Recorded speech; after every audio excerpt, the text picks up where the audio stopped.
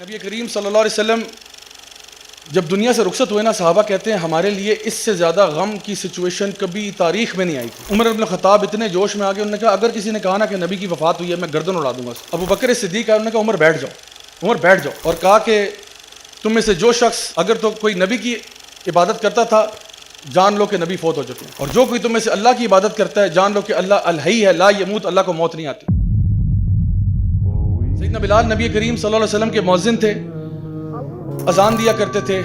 ان کا واقعہ آپ کو پتا ہوگا کہ ان کے اوپر بہت ظلم ہوتا تھا۔ ان کا جو مالک تھا، ان کا جو اونر تھا، وہ ان کو ریت پہ گھسیٹتا تھا، چھاتی پر پتھر رکھتا تھا، اور وہ پھر بھی کہتے تھے احد احد۔ اور جب بعد میں صحابہ نے ان سے پوچھا کہ آپ احد احد کیوں کہتے تھے، تو انہوں نے کہا مجھے اس کے علاوہ آتا ہی کچھ نہیں تھا اسلام کے بارے میں، مجھے دین یہی پتا تھا کہ اللہ ایک ہے، بس اس کے علاوہ مجھے دین کا پتہ ہی کچھ نہیں تھا، تو جو پتہ تھا بس وہی بولتا تھا۔ تو ان کو بہت مارا گیا، بہت پیٹا گیا۔ تو جو ان کا مالک تھا وہاں پہ ابو بکر صدیق آ گئے، انہوں نے کہا کہ میں جو ہے نا بلال کو آزاد کروں گا۔ انہوں نے کہا بتاؤ کتنے لوگ اس کے لیے؟ تو اس نے کہا کہ جی اس کے لیے، یہ اس کے لیے، کیونکہ اس ٹائم پہ نا سیدنا بلال کی حالت اتنی خراب ہو چکی تھی کہ وہ تقریباً مرنے کے قریب تھے۔ اتنا ان کو مارا پیٹا گیا، لہو لہان کر دیا، ریت پہ گھسیٹے گئے، پتھر مارے گئے، مطلب بہت بہت بری حالت میں تھے، بالکل مرنے کے قریب تھے۔ تو سیدنا ابو بکر ہے، انہوں نے کہا کتنے جو ہے نا مانگتے ہو اس کے لیے؟ اس نے کہا 10 دینار، 10 دینار سمجھے 10 گولڈ کوائنز۔ تو سیدنا ابو بکر نے فوراً جیب سے نکالے اور منہ پہ مارے اس کو، یہ لو۔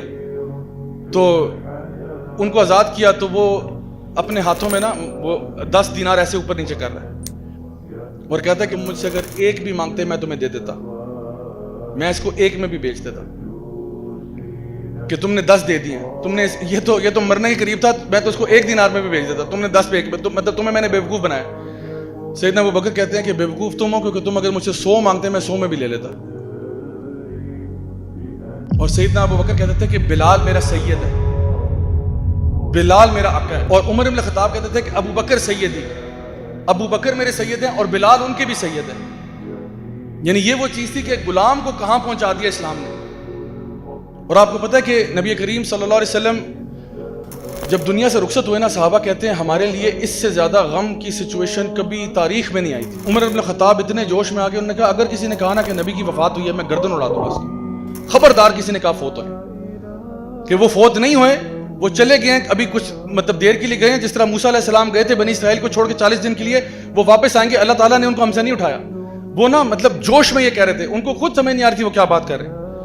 ابو بکر صدیق آئے، انہوں نے کہا عمر بیٹھ جاؤ، عمر بیٹھ جاؤ، اور کہا کہ تم میں سے جو شخص اگر تو کوئی نبی کی عبادت کرتا تھا جان لو کہ نبی فوت ہو چکے ہیں، اور جو کوئی تم میں سے اللہ کی عبادت کرتا ہے جان لو کہ اللہ الحی ہے، لا یموت، اللہ کو موت نہیں آتی۔ تو لوگوں کو بتایا کہ وہ دنیا سے جا چکے ہیں، لیکن اللہ تو ہے نا ہمارے ساتھ، اللہ تو ہے، لائف ول گو آن۔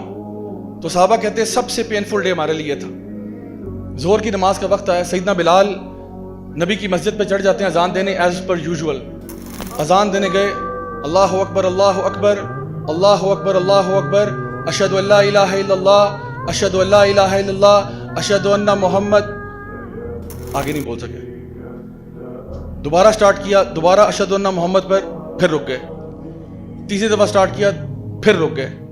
آپ کا معمول پتہ کیا تھا؟ جب بھی آپ اذان دیتے تھے نا تو آپ مسجد نبوی میں مسجد کے اوپر چڑھ جاتے تھے، اذان دیتے تھے، لاؤڈ سپیکر تو نہیں تھے، تو مسجد کے اوپر چڑھ کے اذان دیتے تھے، اور نبی کریم صلی اللہ علیہ وسلم کا حجرہ بالکل نیچے تھا، تو اشہد ان محمد پر نیچے دیکھتے ہوتے تھے، اذان دیتے ہوئے نیچے دیکھتے تھے، اور نبی کریم صلی اللہ علیہ وسلم اکثر یہ ہوتا تھا کہ اشہد ان محمد پر باہر نکلتے تھے۔ تو آج آپ اذان دے رہے ہیں لیکن اشہد ان محمد پر کوئی باہر نہیں نکل رہا، تو آپ سے اذان نہیں دی گئی، حتیٰ کہ ابو بکر صدیق آئے، انہوں نے کہا بلال بیٹھ جاؤ، اور باقی اذان انہوں نے دی۔ سیدنا بلال نے کچھ دن گزرنے کے بعد، اچھا انہوں نے اس کے بعد اذان دینا چھوڑ دی، انہوں نے کہا میں اذان نہیں دے سکتا۔ کئی دن گزر گئے، سیدنا بلال نے اذان نہیں دی۔ پھر ایک دن ابو بکر صدیق کے پاس آئے، اس ٹائم تک سیدنا ابو بکر جو تھے وہ خلیفہ نومینیٹ ہو چکے تھے، تو کہا کہ اے امیر المومنین آپ سے ایک گزارش ہے۔ کہ جی بلال فرمائیے کیا گزارش ہے؟ کہا گزارش یہ ہے کہ آپ مجھے مدینہ چھوڑنے کی اجازت دے دیں۔ تو کہا بلال یہ کیسے ہو سکتا ہے؟ انہوں نے کہا میں یہاں رہ نہیں سکتا۔ کیا ہو گیا بلال؟ امیر المومنین اٹس ٹو پینفل، یہ بہت پینفل ہے، میں مدینہ میں نہیں رہ سکتا، جب تک نبی تھے میں یہاں ٹھیک تھا، لیکن اب مجھے جانے دیں، اللہ کی راہ میں نکلنے دیں، چاہے میں دین کا علم سیکھوں, دین کے کام کروں, جہاد فی سبیل اللہ کروں, مجھے چھٹی دے دیں. تو سیدنا ابو بکر نے کہا سوال ہی پیدا نہیں ہوتا بلال, تمہیں کیسے جانے دیں ہم. تو انہوں نے کہا ایک میری سوال کا جواب دے دیں, آپ نے مجھے آزاد کیا تھا, میں ہمیشہ آپ کا احسان مند ہوں, لیکن سچ سچ بتائیے اگر آپ نے مجھے آزاد اپنی ذات کے لیے کیا تھا تو میں یہاں رک جاتا, لیکن اگر آپ نے مجھے اللہ کے لیے آزاد کیا تھا تو خدا کی قسم مجھے جانے دیں. سیدنا ابو بکر نے کہا ٹھیک ہے بلال, اگر ایسی بات ہے تو جاؤ. سیدنا بلال نکل گئے اور سال گزر کے غائب ہیں, سین سے غائب ہیں. عمر یعنی ابو بکر صدیق فوت ہو جاتے ہیں, عمر ابن خطاب کی خلافت آتی ہے, جروسلم فتح ہوتا ہے. وہ واقعہ یاد ہے نا جو اونٹ کے اوپر آپ نے اپنے غلام کو بٹھا کے خود پیدل چلے تھے, تو وہاں چلے جاتے ہیں, جروسلم فتح ہوتا ہے, مسلمانوں کے ہاتھ آتا ہے. اس دن سیدنا بلال جروسلم میں تھے, وہ ادھر ہی تھے, بیت المقدس میں تھے.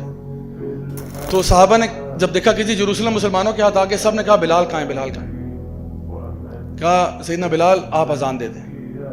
پہلی دفعہ بیت المقدس میں اذان ہو رہی ہے. کہا سیدنا بلال آپ اذان دیں, آپ نبی کے مؤذن ہیں. سیدنا بلال نے انکار کیا, میں نہیں اذان دے سکتا. صحابہ نے بہت پوچھ کیا پلیز اذان دے دیں, پلیز اذان دے دیں. پھر بڑا دل پر پتھر رکھ کے وہ اوپر کھڑے ہوئے اور اذان دی. اور مورخین لکھتے ہیں کہ جتنے صحابہ وہاں موجود تھے نا, سب کی داڑیاں آنسوؤں سے تر ہو چکی تھی, کیونکہ جب وہ اذان سنی نا اتنے عرصے کے بعد ان کو لگا جیسے نبی واپس آ گئے, نبی کا دور واپس آ گیا. کیونکہ یہ اذان آخری دفعہ نبی جب زندہ تھے تب سنی تھی, جب وہ دنیا میں موجود تھے تب سنی تھی.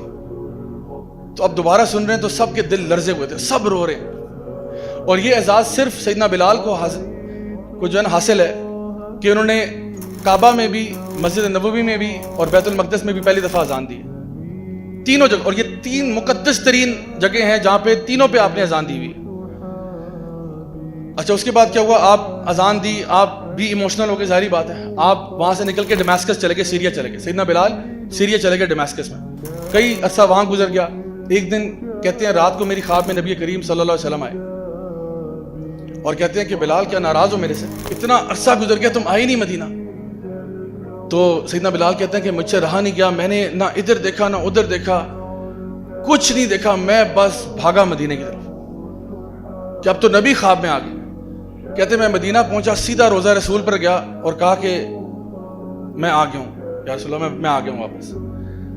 اور کہا کہ میں آپ کو نہیں بھولا, میں آپ پر درود بھیجتا ہوں, آپ پر سلام بھیجتا ہوں, آپ کے فیملی کے لیے دعائیں کرتا ہوں, میں آپ کو نہیں بھولا. اچھا آپ وہاں پہ روضہ رسول پہ ہیں, رو رہے ہیں.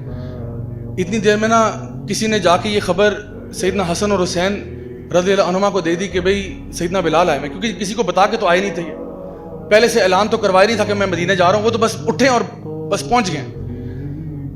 تو سیدنا حسن اور حسین نے دونوں نے ہاتھ پکڑ کے کہا کہ سیدی آج اذان آپ دیں گے. اور آپ یقین کریں کہ اتنے عرصے بعد سیدنا بلال نے مدینہ میں اذان دی. اور مورخین اور محدثین لکھتے ہیں کہ کوئی ایک آنکھ بھی اس دن آنسوؤں سے خالی نہیں تھی. لوگوں نے جب اذان سنی نا, انہوں کو لگا جیسا کہ نبی کریم صلی اللہ علیہ وسلم مدینہ واپس آ گئے. آپ سوچیں کہ یہ وہ صحابہ ہیں جو نبی پر جانے دیتے تھے, یہ وہ لوگ ہیں جو سٹرینجرز تھے, یہ وہ لوگ ہیں جو اپنے دین پر قائم تھے. اور اللہ رب العزت نے ہمارے لیے یہ بات بتا دی ہے کہ قل ان کنتم تحبون اللہ فاتبعونی یحببکم اللہ ویغفر لکم ذنوبکم. کیا تم اللہ سے محبت کا دعویٰ کرتے ہو تو پیارے نبی کی اتباع کرو, نبی کی پیروی کرو. اور آپ اگر صحابہ کی زندگی اٹھا کے دیکھیں, آپ یقین کریں ہمیں اپنے اعمال پہ شرم آتی ہے کہ ہمارے کیا اعمال ہیں, صحابہ کا طرز عمل کیا تھا, کتنی نبی سے محبت کرتے تھے.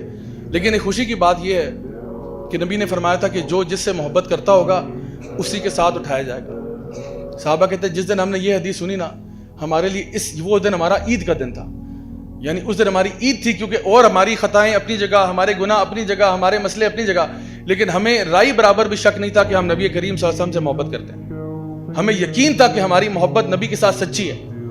اور اس لیے جب انہوں نے یہ کہا نا کہ ہر بندہ اسی کے ساتھ اٹھایا جائے گا جس سے محبت کرتا ہوگا, تو ہمیں اس بات پہ خوشی تھی کہ انشاءاللہ ہم نبی کریم صلی اللہ علیہ وسلم کے ساتھ اٹھائے جائیں گے.